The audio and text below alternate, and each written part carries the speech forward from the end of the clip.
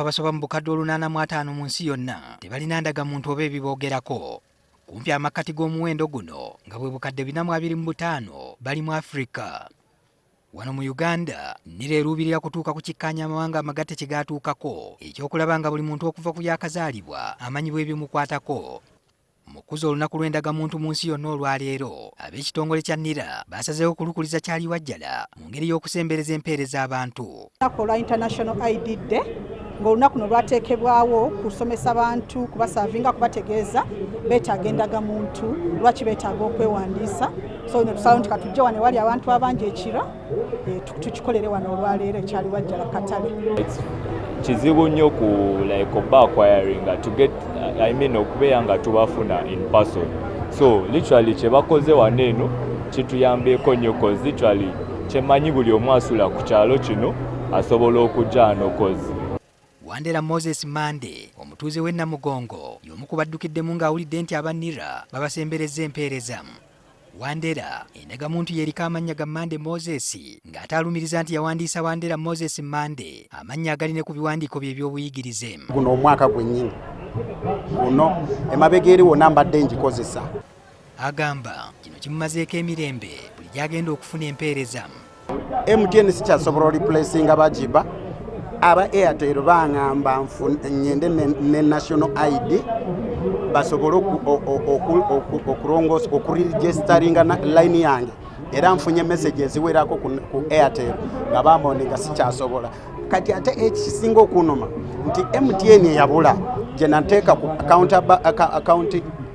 za bank account zange zonna yeyo line eriko. Wandera agamba ekimujja enviiri ku mutwe kwe kuba nti yakozesa endagamuntu yemu okufuna driving permit n'efuluma nga amannya g'amatuufu aga Wandera Moses Mande ge galiko era ng'eyoleka nti nini namba yemu n'eri ku ndagamuntu.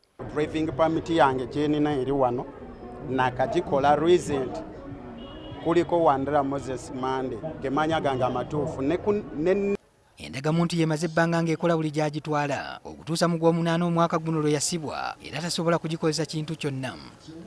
Farida Nassozi akwanaganya ekitongole kya NIRA n'abantu bekiweereza abalina ekizibu ng'ekya Wandera aliko amagezi g'abawadde. Kati nojja n'otugamba nti amanya gano njagala ngatereeze gafaanagane n'ebiwandiiko nga tugamba genda olayire ka declaration kabanga ka affidavit ng'ogabwe nali neewandiisa nakola ensobi amanya gange ne ngawandiisa mu order eno ne njagala mugakyuse mugaze mu order eno. Bw'okafuna ng'ogenda ku Uganda Registration Services Bureau URSB nga bakaregisteringa ng'ojja nga tukitereeza. Eriyo abalala abazze n'ebizibu oba obwetaavu obw'enjawulo. Babadde balina okuteeka nini yange ku birth certificate empya enkadde ebadde tegirina. Kati ekindeese nnangamuntu yange ekinkumu kyayo tekikola. Wonna wendaga ngenze kweyateera ku MTN baŋŋatereeza ekinkumu kyo. Bwe ntuuse wano ne baŋŋamba ngende wali nzipeyo ekinkumu mpeyo $5,000 wayitewo wiiki 2 mbe nga ngifuna.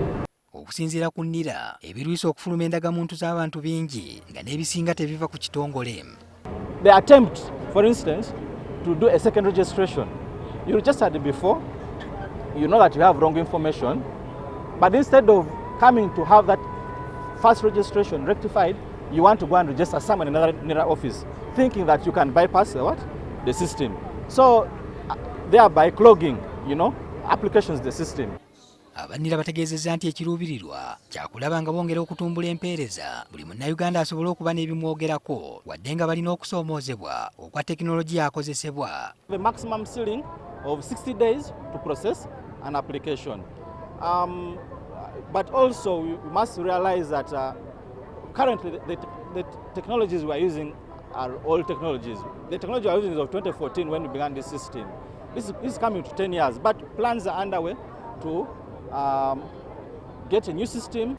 Patrick Senyondo, NTV Kusawemu.